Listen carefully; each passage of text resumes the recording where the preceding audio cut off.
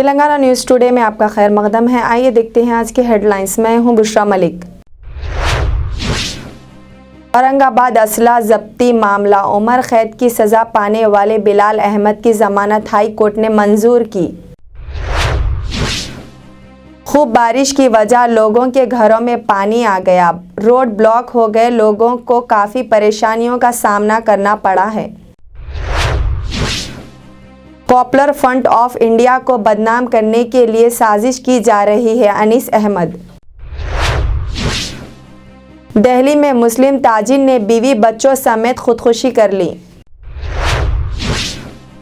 बाप ने पसंद की शादी की ख्वाहिश पर बेटी का कत्ल कर दिया, वाक़या पाकिस्तान।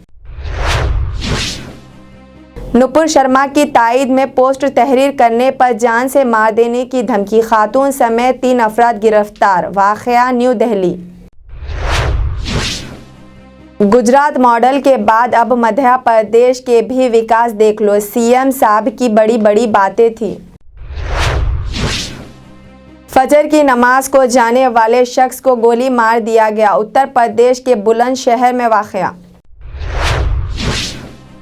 हनुमान चालीसा पढ़ने जा रहे हिंदू कारकुन के साथ पुलिस की झड़प, 2 दर्जन हिरासत में, वाक़या लखनऊ। महाराष्ट्र में म्युनिसिपल कौंसिल और निगर पंचायतों के इंतखाबात मुलतवी।